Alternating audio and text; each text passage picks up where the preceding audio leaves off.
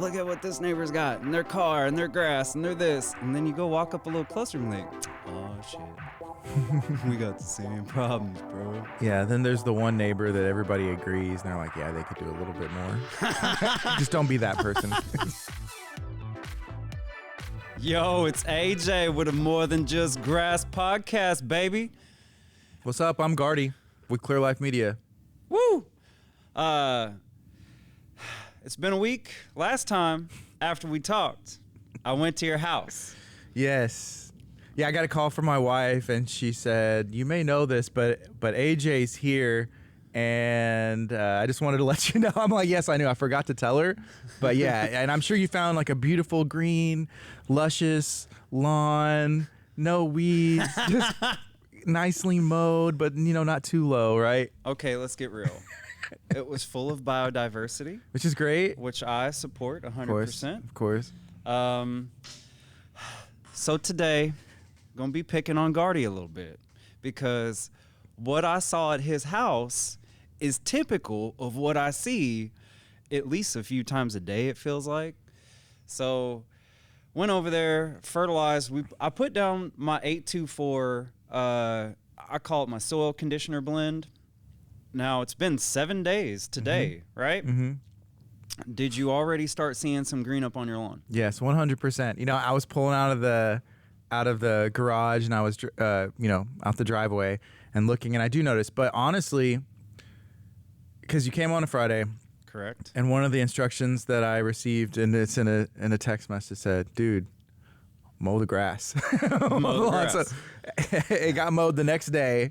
It did, and even then, I mean, honestly, that helped make it look a lot better. Go figure, right? Woo! Revelation. No, I have noticed that it does look greener. It does look nicer, and you sent pictures of it, so there is that record to keep as well. To track. Yep.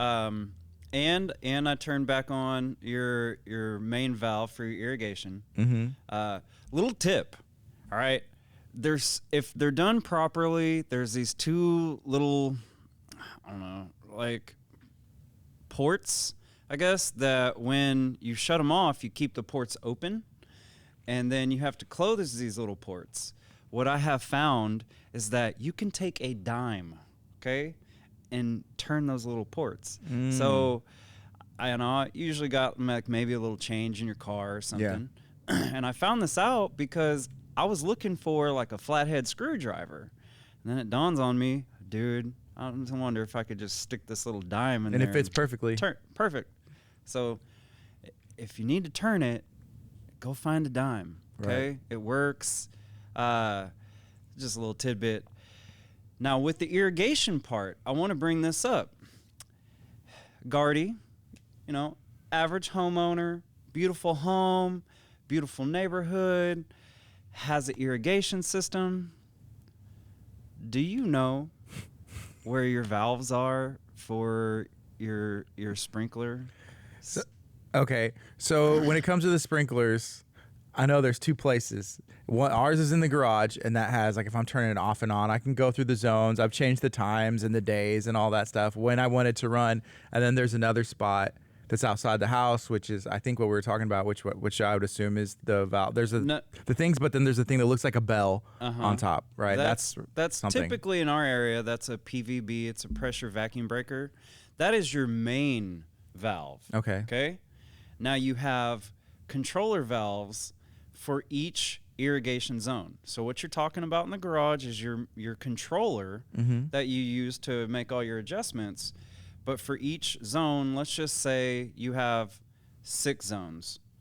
So you're going to have a controller valve for each one of those zones. So you have 6 valves, and they're around your house somewhere. There's never, to my knowledge, there's a reason when they do it, but every home is different. So it's not like this fixed, like you're going to find your pressure vacuum breaker on the side of the house. It's very visible. It's up top.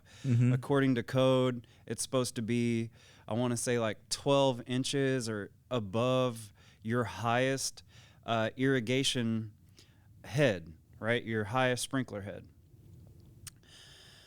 I know because I went and took the class for this. So I had to learn more about it. Anyway, my point being is I've went around 2 homes recently, and I don't want you to be the next one. Okay. That can't find your controller valves. These homes, they're completely hidden. And with that being said, you have to take this thing that's like a metal detector and go find them. Guess how much that metal detector thing is for a person who owns one? I have no idea. $1,500. Okay, I was gonna like if I did have a number, I would have been like $200. It was still. That's cute. Yeah. No, the cheap one is $800. Okay, the good one, and I talked to a gentleman who does landscape lighting and irrigation and all that stuff. He's like, man, the cheap one, you will be finding all kinds of other wires that you don't need to mess with, or it'll start dinging on things that I don't need to mess with. So just so you guys kind of have an understanding, when an irrigation guy comes out there and he says, hey, I got to bring this tool to find your valves, that tool to find those valves, $1,500. Are those valves in the grass up against the house or a mixture? Yeah, yes. Typically they are around the house, and they're capped with green plastic heads. Okay. So I'm saying this so that you guys will, keep them mowed, keep them clear, keep them visible. Because it's already going to cost some money if you have to have them replaced. Now it's going to cost more money if you have to find them. You know what? What's up? I do remember seeing something like what you just described. Yeah? That there's like a couple of them in a spot, I think. Mm-hmm. Now that I know what I'm looking for, I'll walk and look at that. Gotcha. Because there's some other stuff that I need to put down that we talked about as well as we go through the list of instructions. So what he's probably talking about is the Fiesta. Yes. Right? That just came in. Party time. Yeah. It's iron-based. I brought it up. We'll keep bringing it up because weeds are always part of the topic in lawn care, right? I mean, I talked to your wife for a moment, and even she had this like little tiny feeling of disgust about the lawn with the weeds, right? And so again, picking on Gardy here, when I came to fertilize the lawn, it looked like it had been a few weeks since the lawn was mowed. That's fair. Okay. And to me, I look at lawns all the time. I'm not here to judge you and like, oh, that's a bad person. He didn't mow his grass. I don't care, dude. But my point being is you pointed out, I think earlier, that didn't it look just nicer? Yes. After it was mowed? Yes. And if you mow it more often, you're going to naturally help stress out the weeds. Okay. So that'll help take care of part of your problem. Because I have customers and I have people that will go like all winter time without touching their grass because they're like, hey, my grass isn't growing. But here's the deal. Your lawn is growing. It's in your lawn. Maintain your lawn. And if you did, because you're looking over at your neighbor's house, right? Oh, right. Their lawn looks great. Man, it's like someone's face, okay? Like from afar, it could look a certain way, and then you get up close and like, oh, they got pores like I do. They probably have a freaking pimple. Whatever the imperfection is. Yeah. I look at hundreds of lawns a month, maybe a week sometimes, and, people will point out their neighbors' lawns all the time. And I'm like, oh, yeah? Let's go have a walk. Let's go take a look. Because I noticed little tiny details. I can see the little pink stuff when you put down certain fertilizers, okay? And if you know which one I'm talking about, you know. So, like, I guess I emphasize this so much because we will point out all this stuff and how bad it looks. But it's like, dude, if you took care of it a little more, it wouldn't look like that. Yeah. And I think even noticing your neighbor's yard subconsciously, we don't even realize it till like A mode or something goes down. And then it's like, oh, I need to mow. Or like, man, my yard looks so, overgrown, or in our heads we say it looks bad compared to the neighbors. And so it's an easy fix, just to knock it down, and then it looks the same, it looks matched, right? Right. Yeah. And so with that being said, this being the More Than Just Grass podcast, right? I want us to really think about how often we do that with so many other things, right? For me, it's easy to point out in this situation, we're doing it with the grass, but are we doing it with cars, shoes, glasses, hats, homes, lifestyles, across the board, right? Ooh, look at them and look at what they got.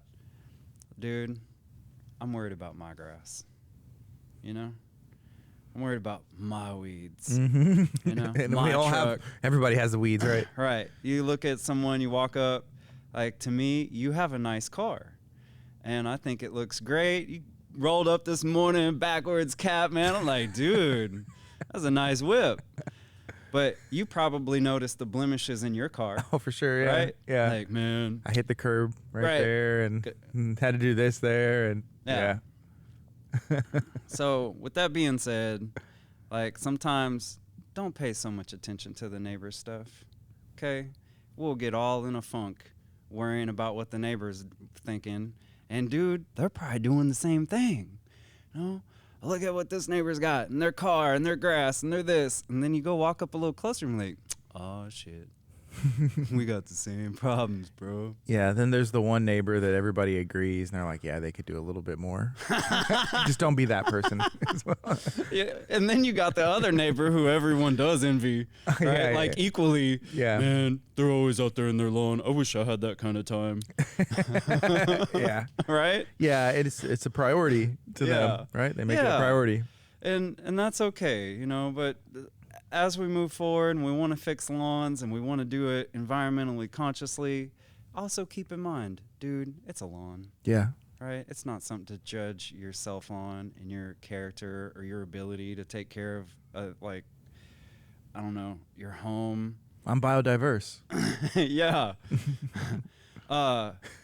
So we're going to keep watching, too, week after week, because I put down a good, healthy, application. I'm put it down pretty heavy, and that 824 has molasses, it has feather meal, it has stuff called Neutralene, which is urea methylene, it has a bioinoculant, and it has a lot of humates, and humates has a lot of carbon. Fun stuff about adding carbon to the soil is it increases what's called CECs, which is cation exchange capacity. So everything has ions, right? And like electrical positive and negative ions going on. And a lot of times increasing carbon will help balance out these ions, making stuff more bioavailable. So we'll see how that moves forward. It's been 1 week. The weather has still been pretty cool. Right, we've had some mornings that are like 50 degrees. Isn't that good? Because it's not too hot, or it gets too hot. But. Well, it's great for us who work outside, right? Right. But in terms of watching the lawn shift, it's troublesome. We want our temperatures to start getting over, say, 65 degrees is when you really start noticing faster changes. Cool. Yeah, so I can't, it's always a double-edged sword. I want it to be warm enough for the grass to grow, but I don't want to friggin' have 113 degree summer. Right. Yeah, cool enough to be comfortable. And, and yesterday, and maybe the day before as well, but it has been cooler, in the morning, which is kind of nice. But then it gets to that point where it's like, man, it's such a beautiful day. Like, we live in Leak City, Galveston County, Texas City, wherever you're watching, if you live down here where we are. And it's nice. Like, it feels like it's comfortable. It just puts me in a good mood, It's gorgeous, right? It's super gorgeous. But when we have these stressed out lawns and we're expecting certain things to happen, stuff just isn't going to move that fast when our nighttime temperatures are below 60 degrees. Yeah. Can we talk a little bit more about the Fiesta? So that came in. It came in yesterday. It came in a big thing. I took it out the plastic. I was reading the instructions. It was saying a little part of this to this parts of this, but it did say like 5 ounces to a gallon. And so I was looking for my hose and sprayer, and we had a little bit of a conversation before we started the podcast. What do I need to do now? What you need to do now is get a pump sprayer. A pump sprayer is going to work best for you kind of, more aggressive lawn care guys, right? Get you a 4-gallon backpack battery sprayer. I finally bought one. Game changer? Oh, seems like it would be super nice. Dude, make life a lot easier. It was like the universe was challenging me a little bit because I finally bought one, brought it to one house to test out an application, and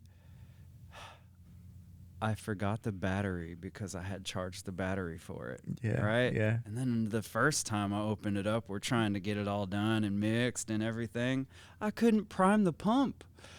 So first 2 times of trying to use this booger, it wouldn't work. I'm like, okay, third time's going to be a charm. Fortunately, got it to work. Yes, it has been a game changer. So for those of you with a bigger lawn, you're trying to put down more material in a simpler way, battery-powered backpack sprayer, way to go. However, don't want to jump all into it and spend that kind of money on it. Totally get it. Any kind of cheap 1-gallon pump sprayer is going to be the best way to put this down. And I've tried it in my big 100-gallon spray tank. I've tried it with a hose end sprayer, like you mentioned, and it really messes up the water volume ratio. So you're not getting a strong enough application for it to really take a hit on the weeds the way you want, because we want to see it die, right? We want that stuff to go, and we need that gratification too, a little bit of like, it's burning. So don't water down your product, okay? And I'm here to say, although in the world of like pesticide application, and technically Fiesta would be, because even though it's iron based, so it oxidizes the plant, because weeds take up iron, this specific formulation of iron, different than your turf grass is going to. It absorbs too much, it oxidizes the plant, and on a good hot day, you're going to see results. Start seeing results in as little as 3 hours. I know that's what it said on the directions too. It was like, it was hours. I was like, really? And I have 2 questions. So on the bag, it said that it was for turf. So would I be able to put that in the bushes or the garden beds as well, or no? I haven't tested it. Okay. And therefore, I don't really recommend it, because essentially, to my understanding, the way that the Fiesta works, your bushes are also like a broadleaf. Right. So we don't and even if it doesn't kill it, we don't want to have a negative impact. Say you accidentally spray half your bush. Now half your bush is looking all, rough. Yeah. We don't want that. Don't need that. Like, man, now I got to trim half my bush off. Start over. Yeah. That's fair. That's fair. So keep it out of the flower beds. Unless you have enough space and you have these broadleaf weeds, you can spot spray only the broadleaf weed. I got them. Right? I got those spots. Yeah. But other than that, with flower beds, guys, do the elbow grease, all right? Let's do the work. Turn the bed, pluck the weeds, put some fresh mulch over it. Make sure you turn the bed before you put fresh mulch over it. I see that all the freaking time. How many times have you had mulch put in? Yeah, a few times. Yeah. Right. Over the years, yeah. Whoever mentioned to you that they're going to turn the beds first? There's one person, and I've known him since I was a kid, and he came and did some work, probably, one of the best at what he does, and he's like, straight up, you don't even need mulch. He was like, you don't even need it. He's like, just turn it. Oh. And he's like, that's what he said. And I was like, really? Like, because every other person I said, I got you. They'll do it and it looks nice and the color, whatever it is that you put on there. But he was like, you don't even need it, and just turn it up. I'll do it for you if you need, or whatever, right? Yeah. Okay. I have one more question when it comes to the Fiesta, and this is a dumb question from someone with a biodiverse lawn, right? putting the 5 ounces to a gallon, I'm guessing I need to shake it, or do I just start pumping it, or no, how do you mix it up a little bit. Okay. It's not going to take a whole lot. Give it a little just 1 a gallon little thing. Okay. thing of shake. It mixes up pretty well.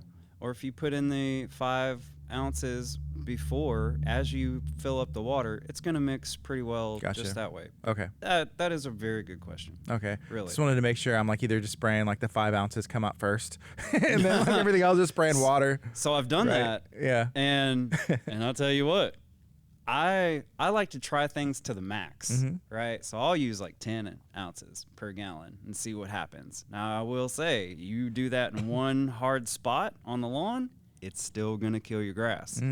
But you do it across a bigger area, it has a buffering effect. So it'll definitely have more of an impact on the weeds. Now on the label, it also says don't use this product more than 4 times a year.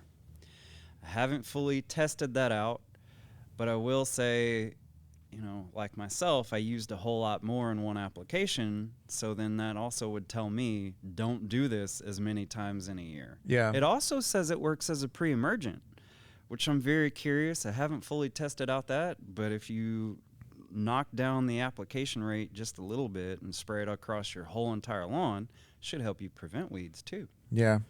So that would be a more viable way than a pre-emergent, because any pre-emergent is still technically a chemical herbicide. It just functions a little different. On that note, okay, we put down these weed and feeds and herbicides and pre-emergents and yada yada, and I can't say it enough. If you don't have a lawn full of grass, do not put down herbicides to kill the weeds, because those roots will not drop into the soil. They will burn, because that's what an herbicide does, is it kills up roots, it kills the plant and everything.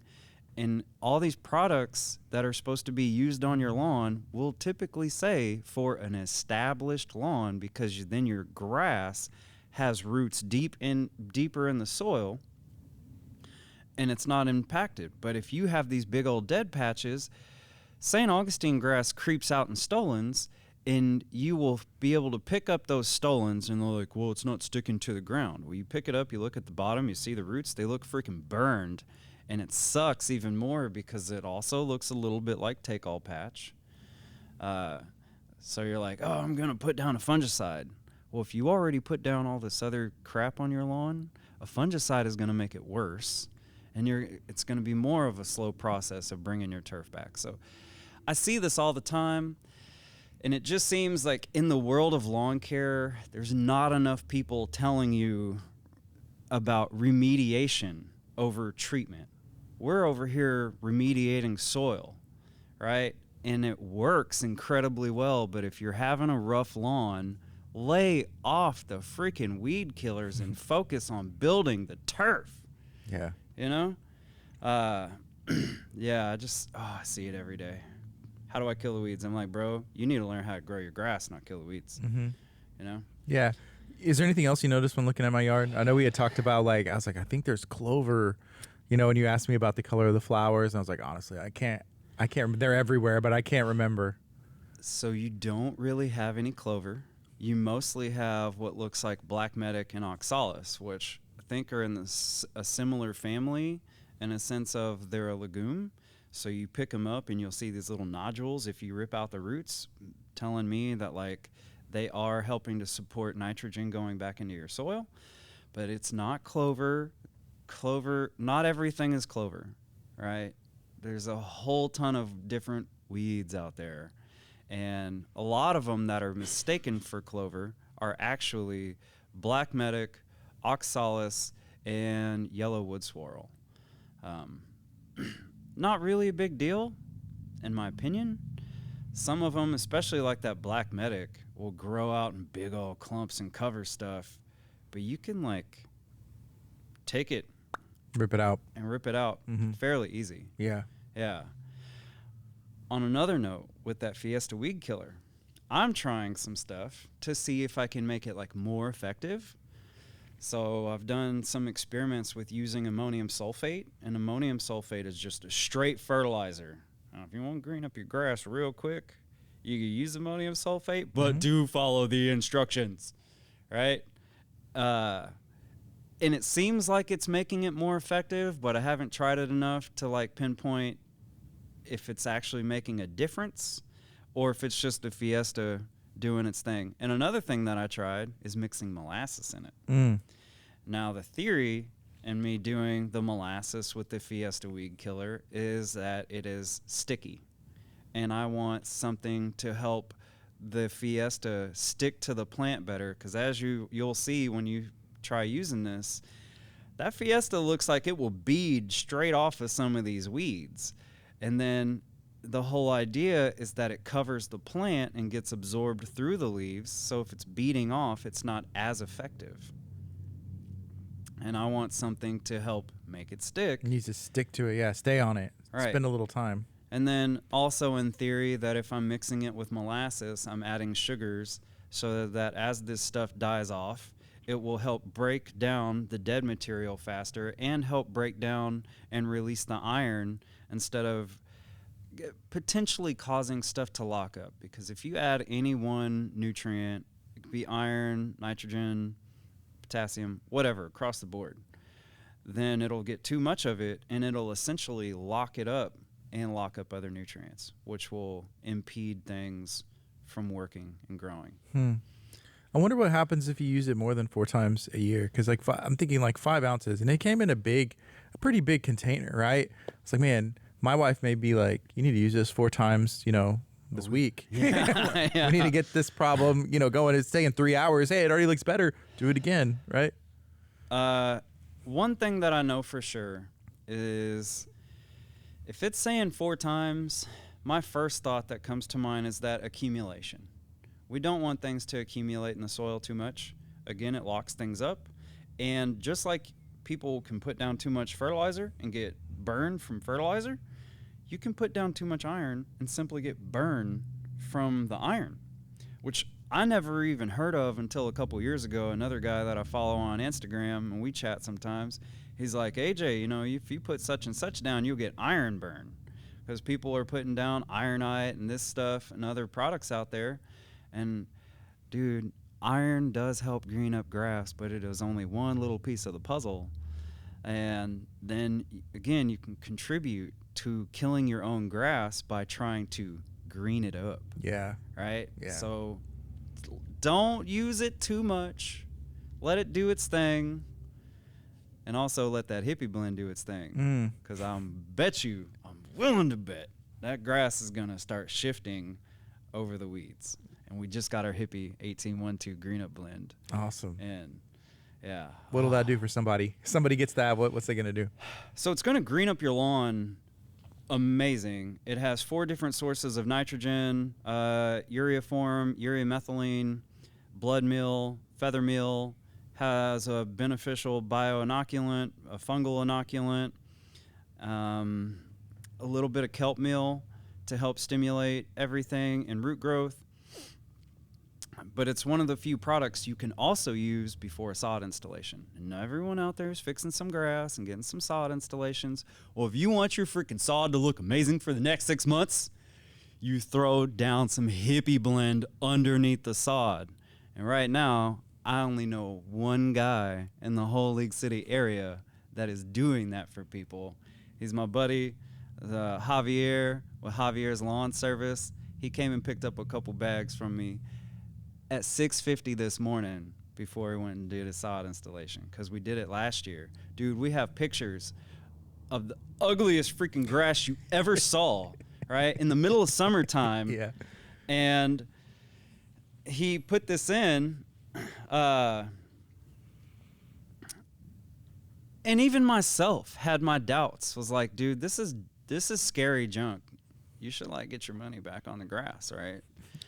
But he prepped it, put good soil down, put my hippie blend down, told the customer, dude, water like crazy. 3 weeks later, you would have never known that grass looked like it was straight doo-doo when he put it down. It looked amazing. And sometimes, even though I know I make good stuff, I need proof too. And that definitely proved it. And every time he put sod down, or a few little things that I do, you can put Hippie Blend underneath brand new sod, and it will make your installation stand out like nobody else's. That's hard work, like laying down, like digging out grass. If you have dead grass, a dead lawn or whatever, man, it's such hard work. I had my dad. We may have talked about this, some years ago, but there was a corner, and we had to do that, and it was, an hour in, man.